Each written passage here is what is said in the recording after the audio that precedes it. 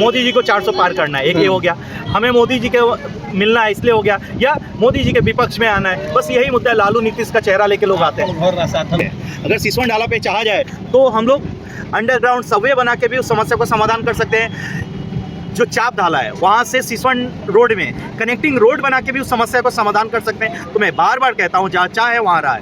जरूरी नहीं है कि बहुत ज़्यादा पैसे खर्च करके ही समस्या का समाधान किया जा सके, लेकिन बहुत दुख के साथ कहना पड़ता है कि जब भी सिवान की चर्चा होती है तो अपराध के लिए ही होती है। तो मेरा ये कहना है कि कोई भी नेतृत्व अगर आता है, अगर उन्हें थोड़ी भी मतलब उनको रहता है कि अपराध को मुक्त करना है सिवान को, तो हर चौक चौराहे पे आज के डेट में एक सीसीटीवी कैमरा रहता है। मैं एक बेसिक स्टेप बता रहा हूँ, बहुत छोटा सा एक स्टेप बता रहा हूँ।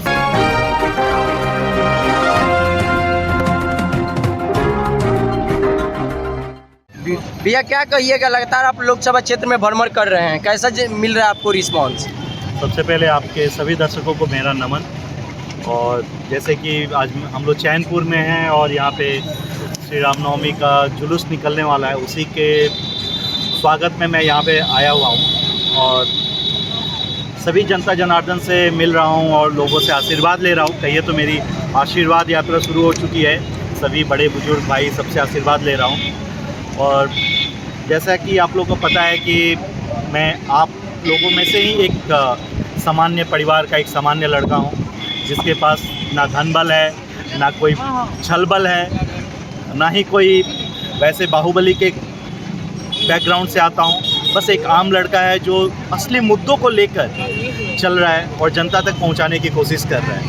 तो हमारे समाज के जो गंभीर मुद्दाएं हैं, मूलभूत से लेकर गंभीर मुद्दाएं हैं, उनको मैं लेके जन जन तक पहुंच रहा हूं और उनसे अपने लिए समर्थन मांग रहा हूं कि इस आगामी 2024 मई में होने वाले लोकसभा चुनाव में अपना आशीर्वाद दें और मुझे विजयी बनाएं।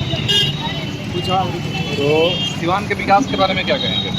देखिए, सिवान जब भी कोई इलेक्शन आता है तो विकास जो शब्द है सबसे ज़्यादा मतलब ट्रेंडिंग वर्ड हो जाता है। अगर आप देखेंगे सोशल मीडिया के ज़माने में अगर आप कहेंगे तो ट्रेंडिंग वर्ड हो जाता है विकास। लेकिन ये मुद्दा आज से नहीं, पिछले 30-40 वर्षों का अगर आप इतिहास उठा के देखेंगे इलेक्शन का, तो हर बार विकास मुद्दा रहा है। लेकिन विकास कितना हुआ है किसी के भी समय में ये आप लोग के सामने है।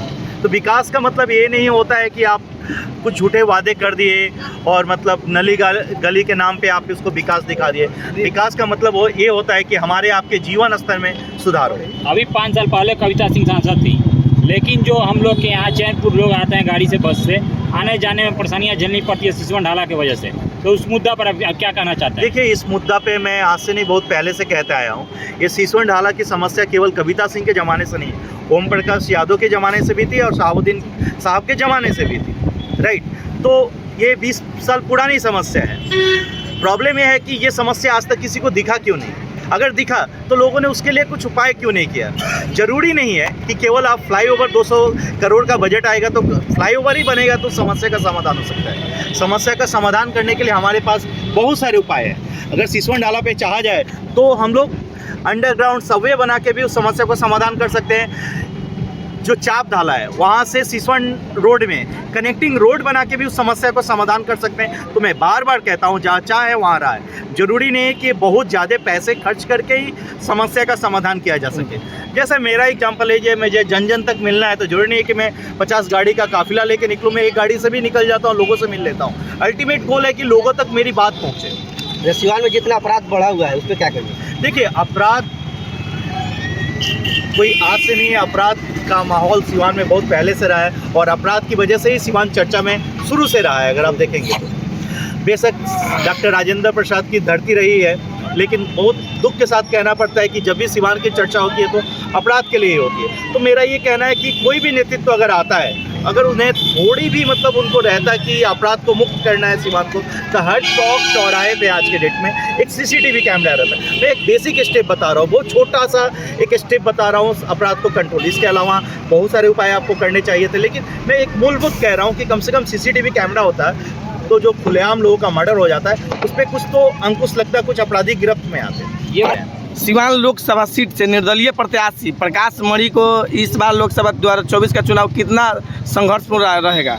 देखिए, संघर्ष तो डे 1 से है। जैसे कि एक मैं निर्दलीय प्रत्याशी हूँ, लोग मुझे उतना जानते नहीं हैं। मैं डोर टू डोर घूम रहा हूँ, मतलब आप लोग जब से देख रहे हैं मुझे, देखिए, कोई भी लड़ाई आसान नहीं होती है, लेकिन जब आप निजी स्वार्थ से ऊपर उठ के जनता की आवाज़ को अगर आप उठाते हैं, एक प्रकाश मणि तिवारी एक ऐसा प्रत्याशी है जो कि मुद्दों की लड़ाई लड़ रहा है। मैं बार बार कहता हूं कि एजेंडा बेस्ड पॉलिटिक्स होनी चाहिए, लेकिन अगर आप देखेंगे किसी भी प्रत्याशी को, किसी के पास एजेंडा है ही नहीं, वो जाति धर्म को ही लेके, या मोदी का चेहरा कोई भी आ रहा है तो मोदी जी को 400 पार करना है, एक ये हो गया, हमें मोदी जी के मिलना है इसलिए हो गया, या मोदी जी के विपक्ष में आना है, बस यही मुद्दा है। लालू नीतीश का चेहरा लेके लोग आते हैं। आप भी शहाबुद्दीन के नाम पे सिवान का राजनीति क्यों नहीं करना चाहते हैं? देखिए, जो है ही नहीं इस दुनिया में, उनके नाम से राजनीति इसलिए होती आई है कि जो भी मतलब शहाबुद्दीन के एंटी है उनको एक भारी संख्या में सिंपैथी मिल जाती है। जो लोग उनसे खफा है, उनसे पीड़ित रहे हैं शहाबुद्दीन के समय में, वो एक सिंपैथी वोट को गेन करने के, लेकिन वो समय अब रहा नहीं। अब जो भी नेतृत्व है वो एक दौर चलता है, 20-30 साल का दौर था जिसमें कि आप करप्शन था, क्राइम था, उसको लेके बात। अभी है विकास की बात। जो भी प्रतिनिधि आए अगर मुद्दे की बात नहीं करे तो जनता को पता है कि हर साल वही मुद्दा रहता है और उनके लाइफ में कोई चेंजेस नहीं आते। प्रकाश मणि अगर सांसद बनते हैं तो पहली प्राथमिकता सिवान वासियों के लिए क्या रहेगी? देखिए, जो मूलभूत सुविधाएं हैं, जो समस्याएं, सिसवन डाला हो गई, नशाखोरी की समस्या हो गई, जो आज की डेट में युवा वर्ग हैं, छोटे छोटे बच्चे हैं जो स्माइक गांजा के नशे में आके दम तोड़ रहे हैं, उनकी मृत्यु 3 से 4 साल में हो जा रही है, उनको कैसे रोका जाए। छोटे छोटे कल कारखाने कैसे खोले जाएँ, जो कि 12-15 हज़ार के लिए लोग मुंबई, बेंगलोर, गुजरात जाते हैं, वो अपने निजी क्षेत्र में रह के उतना कमा लें। हर ब्लॉक में कोल्ड स्टोरेज की व्यवस्था हो, जिससे कि आपको दिल्ली से ज़्यादा महंगी सब्जी गांव के बाज़ार में नहीं करनी पड़े।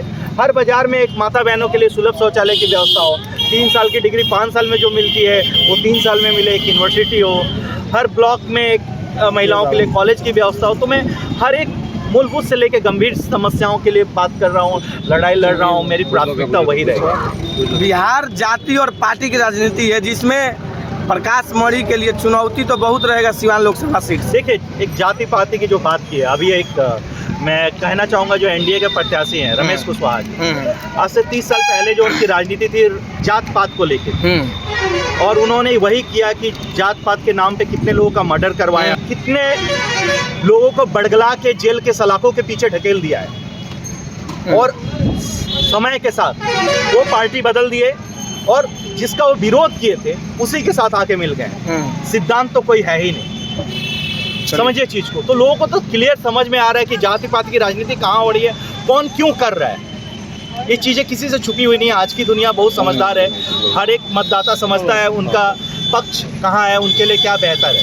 चलिए, बात करने के लिए बहुत बहुत धन्यवाद।